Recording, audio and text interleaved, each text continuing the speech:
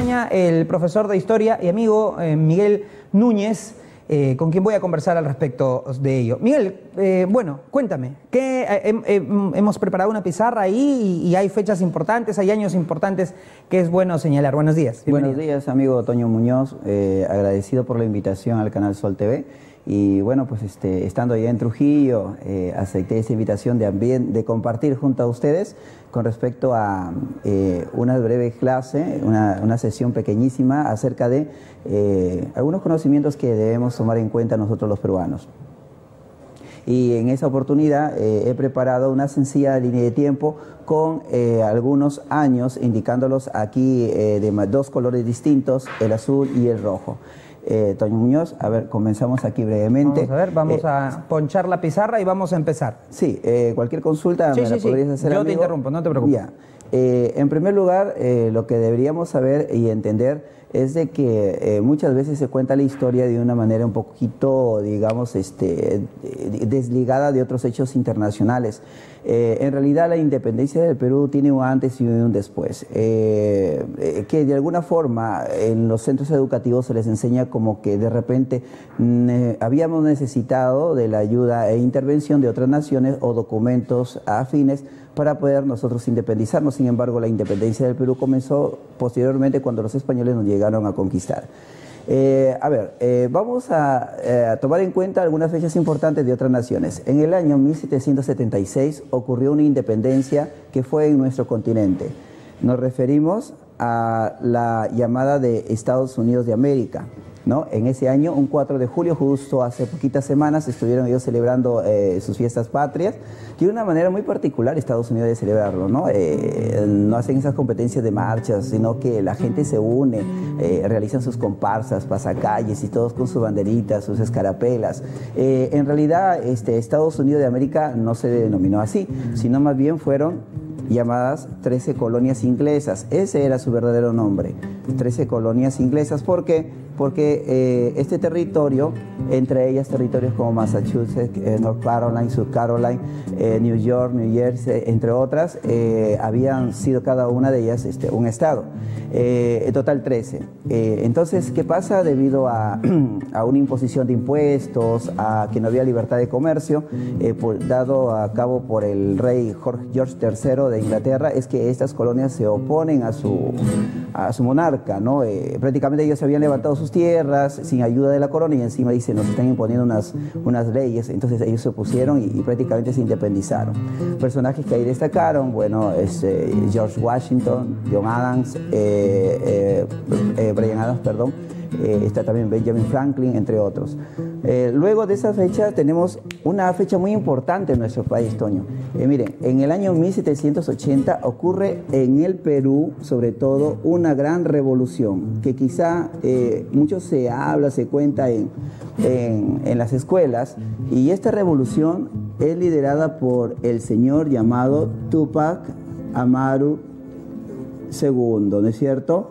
En realidad su nombre, ahora sí centrándonos en el Perú, su nombre es José Gabriel Condorcanqui, cacique de 3 territorios importantes. Nos habla de que ese señor tuvo el apoyo de su esposa, Micaela Bastidas. ¿Y qué pasa, Toñito? De que muchas veces en la historia, también en los libros, la historia lo hace, ¿quién? ¿El varón o la mujer? Aparecen rostros de varones. De varones, ¿no? Porque el varón lo hace todo. El machismo había existido desde hace mucho tiempo, la historia no estaba ajena a ellos. Túpac Amaru II se consideraba de linaje incaico, descendiente de uno de los señores llamado Túpac Amaru, los rebeldes de los incas de Vilcabamba, fue el último, ¿no? Y fue descuartizado, entonces él toma esa denominación. Su revolución inicia sobre todo un 4 de noviembre de 1780, duró por aproximadamente un año, tuvo el apoyo de otros indígenas de la zona de que conocemos, bueno, se conocía como Alto Perú y hoy en día es en realidad Bolivia. Pero ¿qué pasa? ¿Qué ocurre? Su mujer le había recomendado tomar el Cusco, ¿no? Él no le hizo caso, se fue directo a territorio cercano a La Paz. Al momento que regresó al Cusco ya había sido sitiado por los españoles. Entonces, uno de los motivos por los cuales él fracasa no es tanto por traiciones o por ahí, sino porque muchos de los indios que le acompañaban o aborígenes tenían que ir a sus campos a cultivar, no preparar la tierra, porque de eso vivían. El Estado no les daba a ellos que comer y había mucha pobreza. Entonces, al enfrentarse, los españoles también eran muy inteligentes, de alguna forma buscaron estrategias. Por ejemplo, consultaron con otro integrante también del linaje incaico, con Mateo Pumacahua, quien estaba al servicio de la colonia. ¿Qué ocurre? Le dice, pongan adelante a aborígenes, a mestizos, luego ya los criollos que habían más atrás, o sea, la vanguardia, frente a frente. Él contra sus hermanos de raza prácticamente se llega a enfrentar, y eso era muy doloroso. Imagínense, una batalla en la cual estaban peruanos por un lado o peruanos por el otro. Ahora, esta revolución de Túpac Amaru fue lo que hizo que los españoles se preocupasen por primera vez, ¿no? Porque, sí, digamos, no fue cualquier cosa. Y aparte de lo de Pumacahua, Pumacahua fue importante en esto, en luchar contra Túpac Amaru, pero después tuvo un papel, ¿no? Tuvo un papel preponderante porque se rebela contra la colonia. Bueno, sigamos. Sí, Toñito, tiene razón. Mateo Pumacahua, hay una película, justo una película peruana en los 80s, en la cual se ve una conversación donde uno de los líderes españoles le dice, oye, mira, está que reclama el linaje inca y tú también, o sea, dándole a entender que él también era muy importante, porque eran de la nobleza en realidad incaica. Entonces, al ingresar cizaña, divide, triunfarás. Ahí, pues, entonces, ¿qué pasó? Algunos caciques apoyaron a los españoles y otros apoyaron a Túpac Amaru II, entre ellos también una mujer, por ejemplo, la cacica de Acos, Tomasa Tito Condemaita, una dama que apoyó, y según nos cuenta una anécdota muy interesante, que la historia donde Micaela Bastidas recelaba a su esposo por esta mujer, ¿no?, que también estaba ahí apoyando. Y sí es cierto, Mateo Pumacahua, posteriormente, después de haber ayudado a los españoles, el señor Túpac Amaru II, según también personas relacionadas con la medicina, cuéntate que al momento que quisieron descuartizarlo, lo más seguro es que haya quedado cuadrapléjico. Sí resistió, esa historia está registrada. Sin embargo, al ver de que él no podía delatar, ¿no?, se quedó callado, le cortaron la lengua, le lastimaron las vistas, le arrancaron las uñas, y bueno, le cortaron la cabeza, y después de eso lo lograron descuartizar, ¿no? El tan penoso era que hasta su esposa, ¿no?, fue molida a golpes.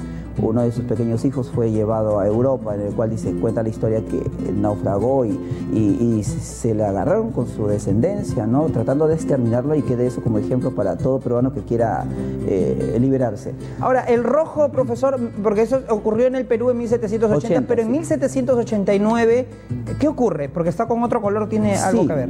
Justo 9 años después ocurre lo que llamamos nosotros otra revolución, pero esto tiene que ver en Europa, la Revolución Francesa, ¿no? Ahora, la Revolución Francesa en realidad fue contra la opresión,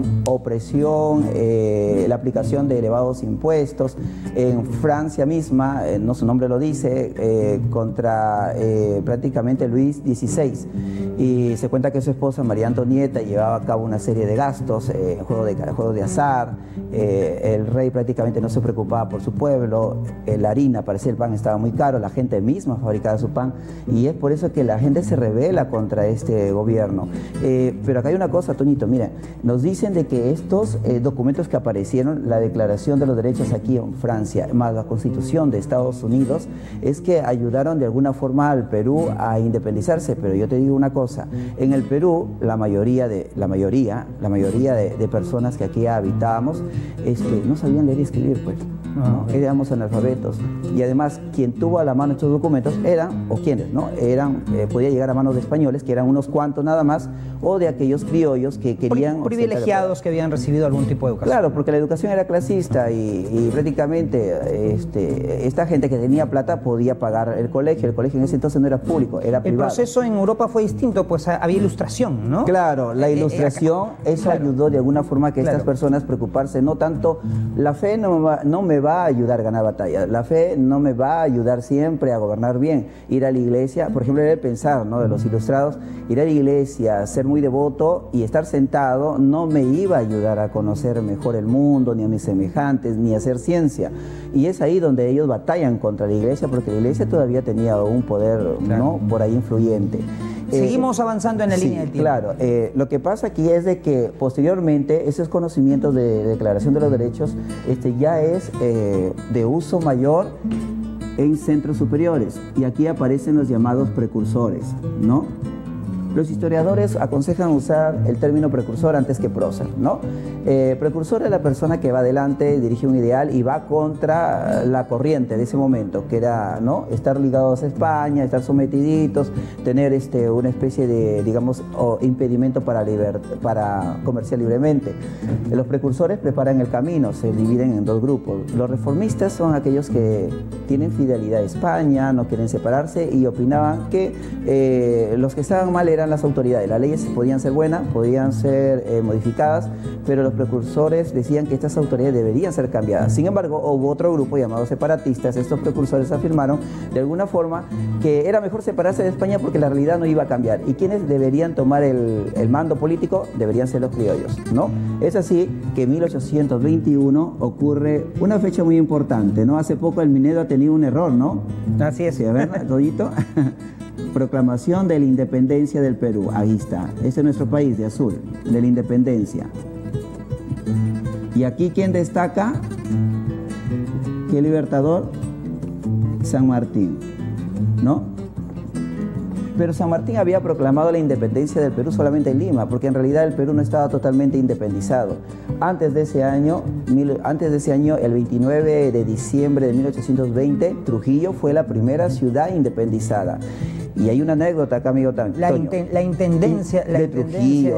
En ese entonces Trujillo abarcaba hasta Guayaquil, la zona de Ecuador hoy en día. Ahora, antes de la anécdota, ya, hasta ese momento la mayor parte de, digamos, pensamientos y movimientos separatistas o libertarios habían surgido en el sur del país, ¿no? Sí. Melgar, en fin, todo.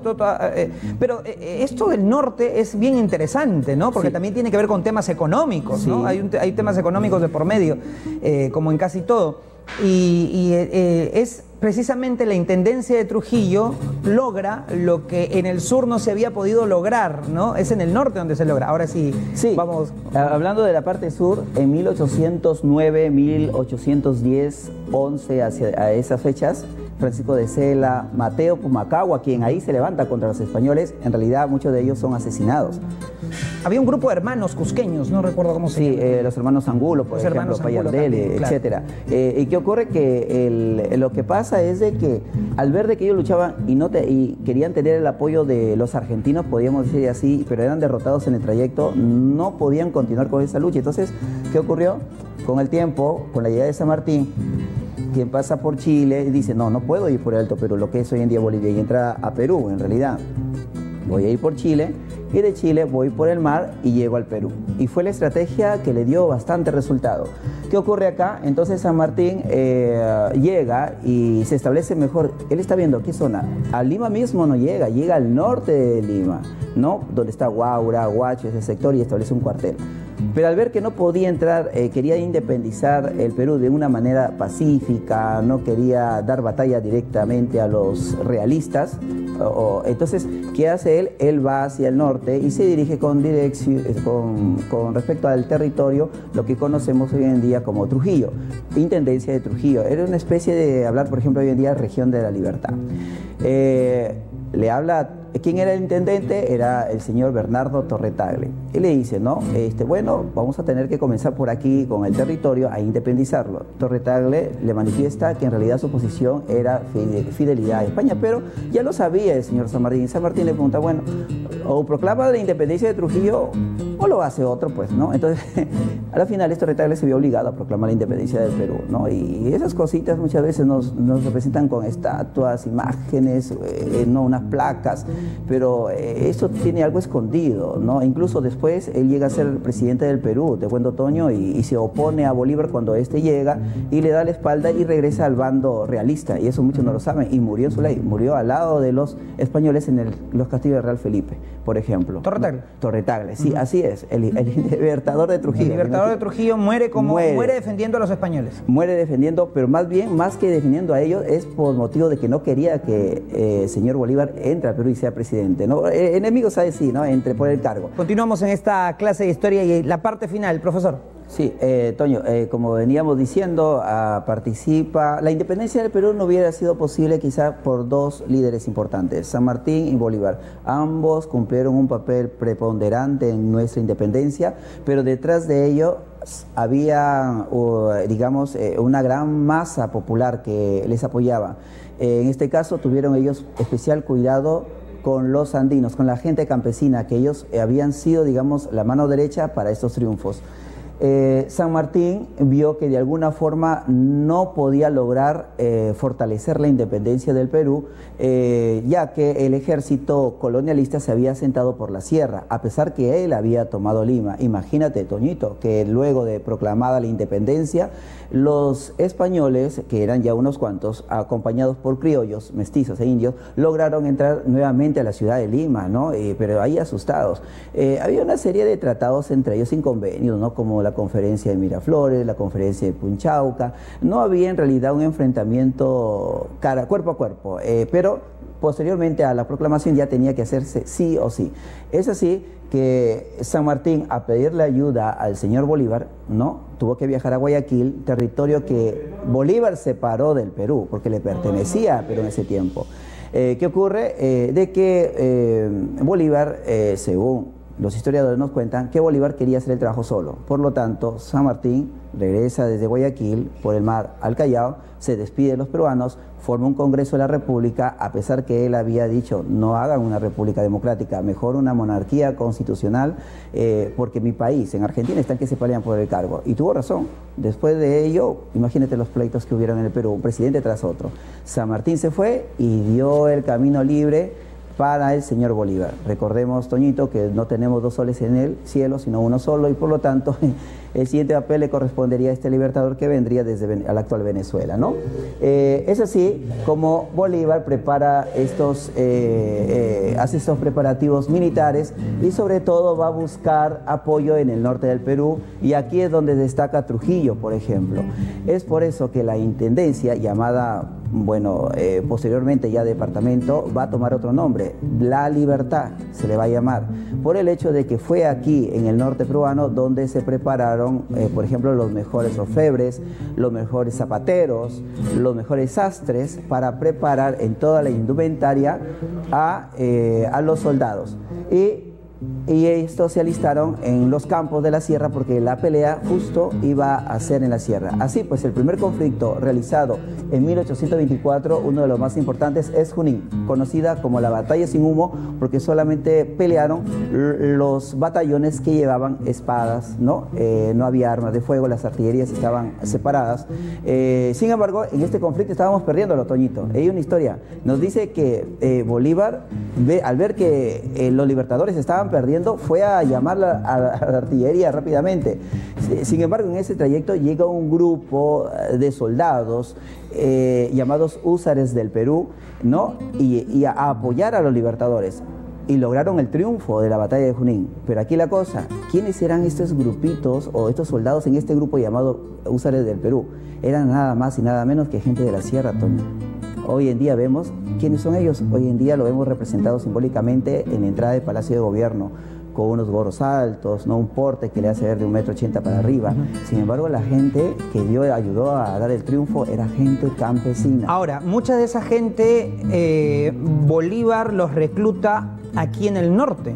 Hay un grupo que viene, creo que, corríjame si estoy mal, creo que hay un grupo de Huamachuco, ¿no? Hay varios grupos que va reclutando en el norte del país. Claro, en realidad se invita a la población, pero sobre todo se les exige también, ¿no? Las levas, con lo que llamamos, ¿no?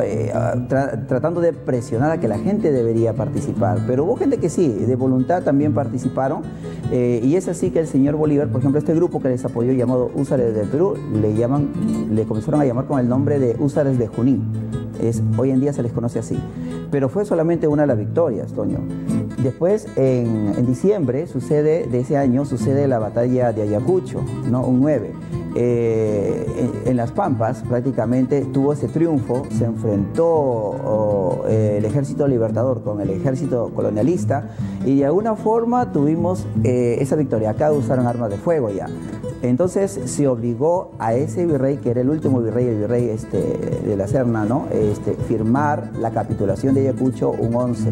Pero no lo firma Bolívar, estaba otro general presente, recuerdo, Sí, en la batalla de Ayacucho. Ahorita se me fue de la mente, la verdad, tanto nombre. ¿Sucre, puede ser? Sí, ajá, sí, Sucre. ya. Ahí está. Yo fui a Ayacucho hace un par de años razón. y yo me sorprendí mucho cuando entré al cuarto donde se había firmado la capitulación y en el cuadro no había Bolívar. Yo digo, pero no, acá debe estar Bolívar. No, me dice Sucre. Sucre es el que a Bolívar le encarga a Sucre la batalla, ¿no? Le dice, a Antonio José de Sucre. Sí, le dice, vaya usted. Claro, en realidad estos generales, tanto San Martín y Bolívar, no estaban delante de los batallones. Ellos dirigían y se colocaban en un sitio estratégico, no delante de los guerreros en realidad. Entonces, ¿qué ocurre? Que al momento de firmarse, del otro lado el virrey estaba enfermo incluso. Canteral se le invita también a firmar porque prácticamente las heridas de bala y esas cosas impiden a veces que los líderes sean ellos mismos quienes firmen. Pero otro detalle aquí, una anécdota, amigo. Si nosotros leemos la capitulación de Ayacucho, ahí en uno de los artículos decía lo siguiente, de que si un español deseaba regresar a su tierra, o sea, a la España misma, el Estado peruano le iba a pagar su pasaje. Si alguna propiedad de ellos había estado destruida, ellos, los españoles, podían reclamar una reparación por el daño que le habían causado sus propiedades. Y si querían quedarse en el Perú a vivir, podían quedarse. Y otra cosa, si es que tenía un alto cargo político, podían quedarse, el Estado no iba a intervenir en sacarlos, a pesar de que así hayan matado 100, 200, 300 indios. No importa, ¿no? Es la historia. Cosas muy injustas, ¿no? Bueno, cosas como esa, y por eso muchos dicen de que en realidad no fue una capitulación, digamos, entre gobierno peruano y en este caso los españoles, sino más bien entre un extranjero que vino a ayudarnos, ¿no? Y España. Listo, profesor, muchísimas gracias. De historia podemos quedarnos hablando horas de horas. Yo quiero agradecerle muchísimo por esta clase de historia, porque siempre es bueno. Creo que desde los medios de comunicación, desde la televisión, desde un medio regional como este, tenemos la libertad de poder enseñarle a tantas personas que nos están viendo ahora un poquito de nuestra historia. Gracias, profesor. Gracias, Toño.